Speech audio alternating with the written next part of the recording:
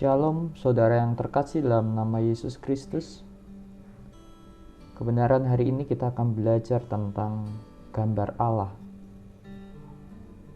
Apa yang sebetulnya kita bisa pahami dari kitab Kejadian pasal 1, di mana kita melihat satu konsep yang menarik untuk kita pelajari, di mana Tuhan menciptakan kita serupa dan segambar dengan Dia.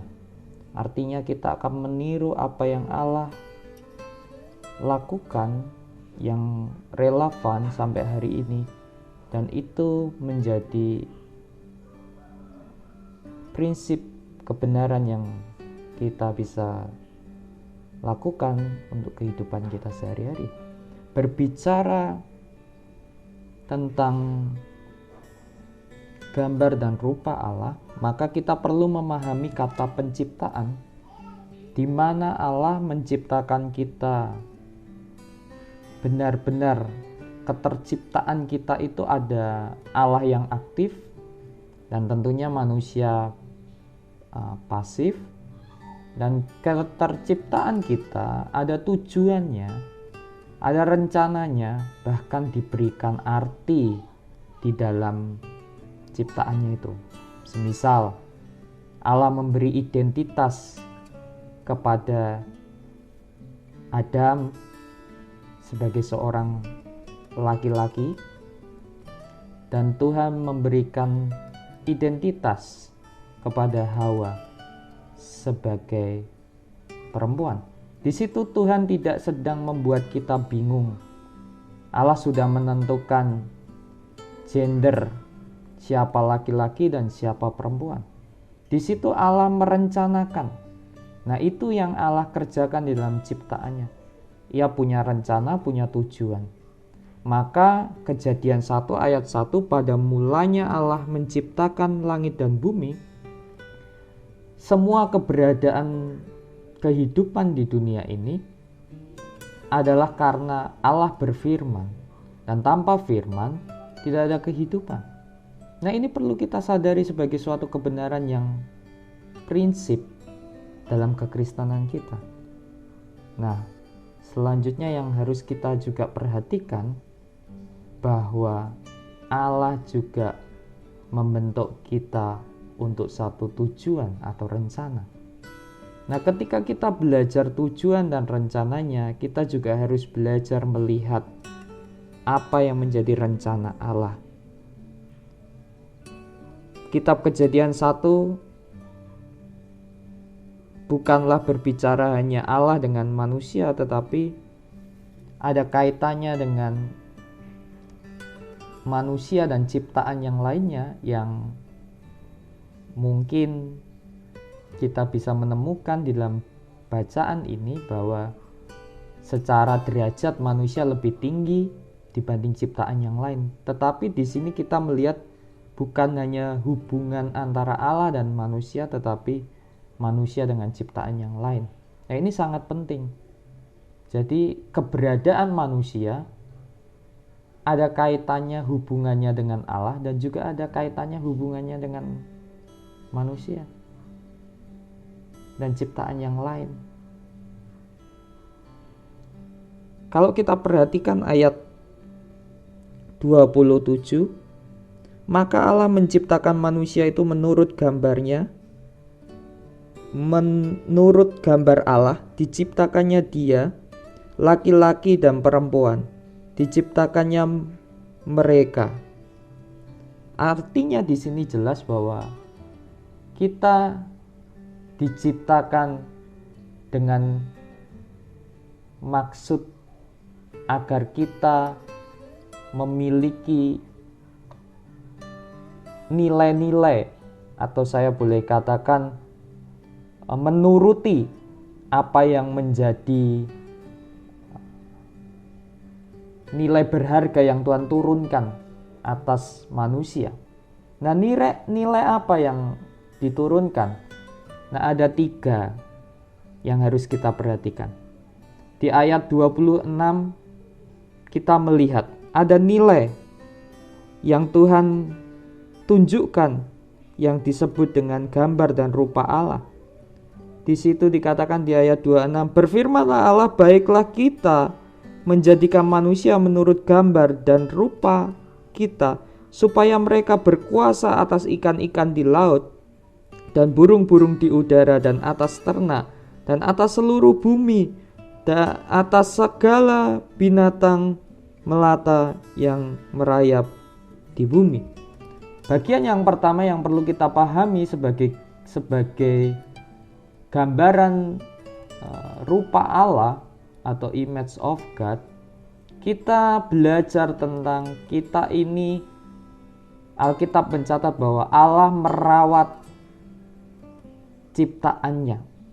Di situ kita bisa melihat bagaimana Allah menghendaki satu kepercayaan untuk kita mengelola atau berkuasa, tapi bukan hanya berkuasa dalam pengertian kita mengeksploitasi, bukan, tetapi kita berkuasa untuk menjamin kehidupan.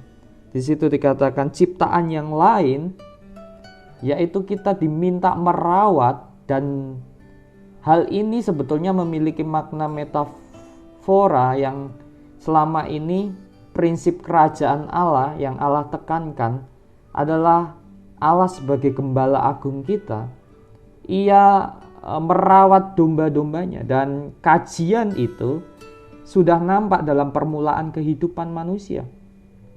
Kalau kita perhatikan di sini, Allah memberkati dan memberikan makanan dan memberikan minuman, dan bahkan Tuhan memberikan mandat kepercayaan kepada umat yang Ia kasih. Nah, ini luar biasanya Allah kita. Allah kita memberikan metafora bahwa gembala dan domba, gembala akan merawat dombanya, tetapi gembala tidak memiliki niat akan mengeksploitasi dombanya. Apa yang saya maksud? Ia tidak berusaha memakan domba itu untuk kepentingan pribadi. Yang pertama, Allah merawat kita bukan untuk mengeksploitasi hidup kita untuk menjadi alat, tetapi kita benar-benar dikasihi. Bukan sekedar manusia itu dimanfaatkan, tidak. Konsep Kejadian pasal 1 ayat 26 berbicara bahwa kita ini tidak sedang dimanfaatkan Allah, tetapi kita sedang dirawat Allah di dalam rencananya, dijagai Allah di dalam tujuannya. Nah, itu sungguh luar biasa. Nah, yang kedua, kita bisa lihat Kejadian 2 pasal 1 ayat 28.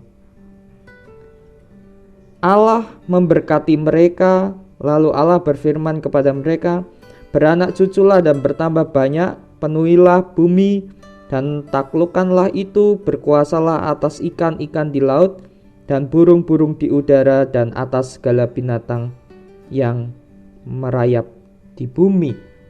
Nah, ini menjadi satu hal yang menarik juga, karena di situ dikatakan ada sebuah penghargaan yang tinggi. Memang yang jelas secara tertulis kita lihat Tuhan memberkati. Menjadi rupa dan gambar Allah, kita memiliki makna yang luar biasa, yaitu menjadi berkat dan untuk memberkati ciptaan yang lain, di mana kita berkuasa bukan untuk, sekali lagi, maknanya bukan untuk memanfaatkan kekuatan atau power yang Tuhan berikan dalam kehidupan kita, tetapi untuk menjaga.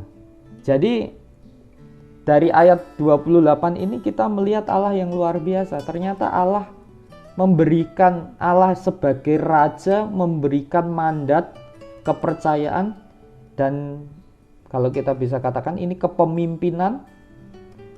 Ia menyerahkan kuasanya kepada manusia. Jadi manusia itu diberi mandat untuk mampu berkuasa, tentu dengan cara prinsip kerajaan Allah, yaitu prinsipnya adalah merawat sungguh-sungguh dengan kerelaan.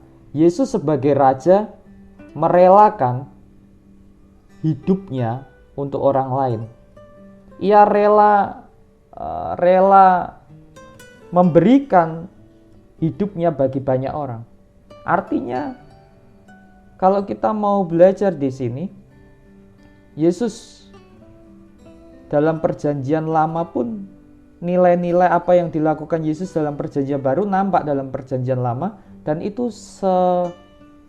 seirama, ada kaitannya, di mana Allah mempercayakan satu otoritas bahwa manusia mampu melakukan kehendaknya.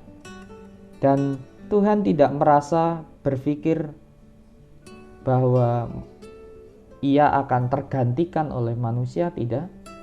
Tetapi justru dalam tanda kutip, kebebasan yang Allah beri tentu memiliki maksud untuk manusia bisa bermanfaat bagi sesama atau ciptaan yang lain. Nah, ini perlu kita syukuri. Ternyata Tuhan mempercayakan sesuatu hal yang luar biasa dalam hidup kita. Ia ingin ada satu keyakinan akan bangun, sekalipun ya kalau kita baca pasal selanjutnya, harapan yang besar akan Adam dan Hawa dan generasinya mungkin ada kegagalan juga, tetapi saya ingin katakan bahwa maksud yang luar biasa yang sudah diperoleh adalah di mana Tuhan merancang kita itu dengan dahsyat agar kita mampu menjadi berkat. Sampai nantinya kalau kita lihat kisah Abraham menjadi berkat bagi bangsa-bangsa. Nah, yang ketiga kita perhatikan ayat 29, Kejadian pasal 1 ayat 29, di situ katakan, "Berfirmanlah Allah, lihatlah, aku memberikan kepadamu segala yang tumbuh-tumbuhan yang berbiji di seluruh bumi dan segala pohon-pohon yang berbuah berbiji, itulah akan menjadi makananmu." Tuhan menyediakan. Yang ketiga berbicara Allah itu menyediakan. Jadi ketika kita ingin meniru gambar dan rupa Allah, kita berarti sedang menempatkan apa yang Allah lakukan atas hidup manusia. Nah, yang pertama Allah itu merawat manusia, dan yang kedua Allah itu memberkati manusia dengan maksud manusia itu peduli dan juga membagi berkat itu, bukan untuk menghabiskan berkat itu, tetapi membagi berkat itu. Dan yang ketiga, Allah memberikan nilai atau citra gambar Allah itu, yaitu bahwa Allah menyediakan makanan. Artinya Allah menjadi sumber kehidupan bagi orang lain, dan dia tidak eksploitasi manusia. Ia tidak mencari keuntungan dari orang lain. Nah, kalau kita tarik dalam kehidupan sehari-hari kita, tentu kita sulit untuk memahami ini. Di tengah-tengah kondisi yang susah, perekonomian yang susah, dalam kehidupan yang semakin sulit, pandemi ini, tentu Bapak Ibu Saudara berpikir, bagaimana saya menerapkan prinsip gambar dan rupa Allah? Namun kebenaran ini mengingatkan kita bahwa apa yang telah dilakukan Allah itu juga menjadi prinsip dasar kita, bahwa kita juga harus merawat bukan hanya yang kita cintai, tetapi sekeliling kita, alam yang Tuhan percayakan, segala sesuatu yang menjadi ciptaan Tuhan, menjadi bagian yang kita harus menjadi perenungan berharga bagi kita, bahwa Allah dahsyat dan memelihara semuanya dan merawat semuanya. Nah, yang kedua, kita harus tahu juga bahwa berkat-berkat yang kita terima setiap hari bukanlah berkat yang hanya untuk diri kita sendiri. Kita harus mempercayakan berkat itu juga untuk membangun kerajaannya, di mana kita perlu membagi berkat itu kepada ciptaan yang lain. Dan yang ketiga, kesediaan diri kita untuk menjadi berkat. Bagaimana kita mau memberi makan layaknya Allah, menggambarkan dirinya sebagai gembala yang rela menyediakan makanan dan bukan mengeksploitasi, mencari keuntungan. Nah, melalui kejadian ini, Allah sedang membangun konsep relasi yang sangat luar biasa. Menjadi rupa dan gambar Allah, ternyata kita dituntut menjadi pribadi yang mampu memberkati banyak orang. dan mampu mempercayakan berkat-berkat itu terhadap orang lain. Kita tidak menggenggam berkat itu, kita melepaskan berkat itu. Maka dari itu Bapak Ibu Saudara, kebenaran hari ini menjadi perenungan buat kita semua. Di awal kitab Perjanjian Lama, di Kejadian pasal 1, Allah sudah memberikan pondasi yang sangat kuat bahwa hidup orang percaya bukan untuk dirinya saja, namun juga untuk banyak hal, bahkan ciptaan yang lain. Mari, mungkin hari ini belum baik yang kita lakukan, tapi setidaknya kita mari belajar melewati hari-hari ini bukan dengan keresahan akan masalah yang kita hadapi, keputusasaan, kemarahan, bukan keresahan itu. Yang harus menjadi keresahan kita adalah ketika kita tidak mencapai tujuan yang Allah mau, yaitu bahwa hidup kita memuliakan Dia, hidup bagi Dia, meniru rancangan kerajaannya, meniru kehidupan yang Allah berikan. Apa yang kita terima, itu juga yang kita berikan terhadap sesama. Tuhan memberkati. Haleluya. Amin.